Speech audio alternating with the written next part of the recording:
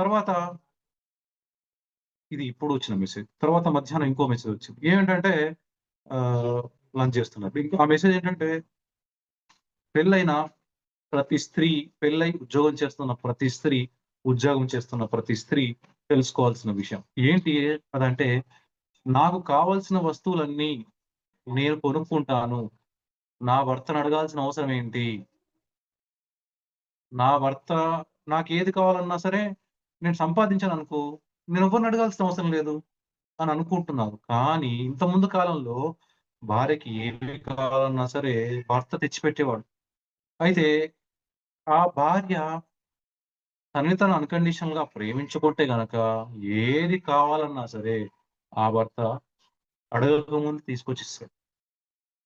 భార్య విషయంలో భర్త అయినా సరే, భార్య ఏదైనా చేసి పెట్టాలి తనకు, ఏదన్నా కావాలి, ఏదన్నా ఇవ్వాలి అనుకున్నప్పుడు, ఆ భర్త తనని తాను అన్‌కండిషనల్‌గా ప్రేమించుకుంటే ఆటోమేటిక్‌గా అక్కడి నుంచి అది లభిస్తది. ఇతరులు మిమ్మల్ని ప్రేమించాలి అనంటే, ఇతరులు మిమ్మల్ని షరతులు లేకుండా ప్రేమించాలి, షరతులు లేకుండా అంగీకరించాలనంటే, మొదట మిమ్మల్ని మీరు షరతులు లేకుండా ప్రేమించాలి, షరతులు లేకుండా అంగీకరించాలి. ఇతరుల మీద ఆధారపడకుండా ఉండడం, మిమ్మల్ని మీ మీదనే మీరు ఆధారపడుతూ అన్ని పొందడం మాత్రమే ప్రేమ కాదు.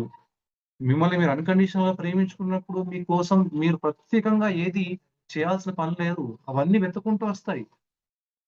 ఈ విశ్వంలో ప్రతీదీ మీతో కనెక్టే ఉంది. ప్రతీదీ, ప్రతి వస్తువు, ప్రతి పదార్థం, ప్రతి శక్తి, ప్రతి వ్యక్తి, ప్రతీదీ కనెక్టే ఉంది.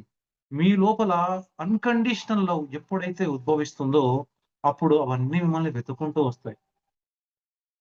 మీ లోపల అది ఉండాలి. అది ఉన్నప్పుడే ఇంకా వేరే వాళ్ళ దగ్గర నుంచి మీరు ప్రేమని ఆశించడం అనేది ఉండదసలు. మీరు ఆశించాలన్న ఆలోచనే ఉండదు. పసిపిల్లలకి ప్రేమ కావాలి అని ఆలోచన ఉంటుందా? ఇప్పుడు వాళ్ళు ఆడుతా ఉంటారు. వాళ్ళు ఎగురుతూ ఉంటారు. వాళ్ళని ముద్దు పెట్టుకోవాలని వాళ్ళు అనుకుంటారా? మనమే ఎళ్లి ముద్దు పెట్టుకుంటాం. ఎందుకు?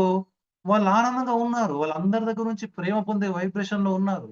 ప్రేమ పొందే వైబ్రేషన్‌లో ఉన్నప్పుడు ప్రేమ వాళ్ళని వెతుక్కుంటూ వస్తుంది. అలా ప్రేమ మనకెక్కడి నుంచైనా రావచ్చు. ఏ విధంగా అయినా రావచ్చు. ఎలాగైనా రావచ్చు. మనమే దానికి కష్టపడాల్సిన అవసరం లేదు. కానీ మన గురించి మనం ప్రేమగా చూసుకోవాలి.